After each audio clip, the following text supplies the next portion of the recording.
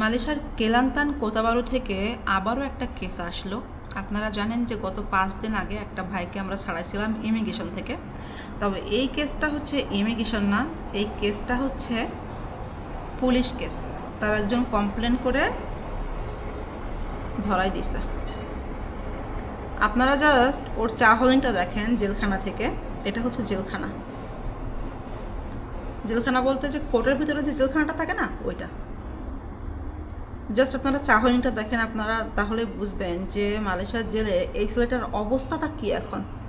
মানে পুরো মনে হচ্ছে যে ও মানসিকভাবে একবারে ভেঙে পড়ছে। ওর বয়সও একদমই কম, মাত্র 21 বছর বয়স। মাদারীপুরে বাড়ি, নাম হচ্ছে মোহাম্মদ আলী। এই ছেলেটা ধরা খাইছে গত মাসের 16 তারিখে।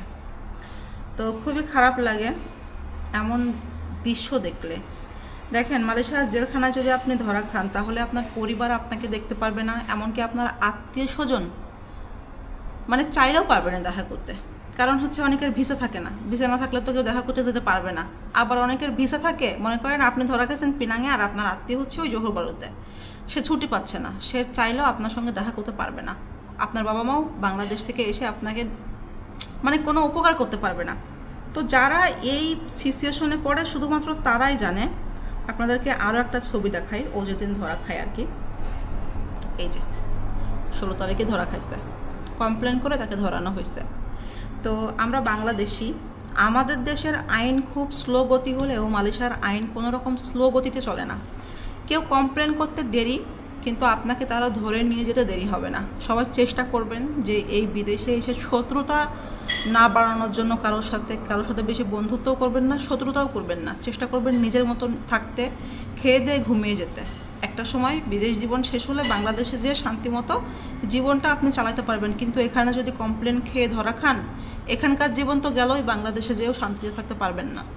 তো সবাই চেষ্টা করবেন যে যা জায়গা থেকে সাবধানে থাকার জন্য। বর্তমানে এমনিতেই মালয়েশিয়ার পরিস্থিতি খারাপ, তারপরে যদি কমপ্লেনের মতো কোনো কাজ করা হয় তাহলে তো আরও গেল। দেখতেই পেলেন ছেলেটার অবস্থা কী। সত্য কথা বলতে ছেলেটাকে দেখে আমার খুবই মায়া লাগছে। ওর তাকানোটা দেখেই আমার মানে জাহান কেঁপে গেছে যে আল্লাহ কী অবস্থায় আছে ও।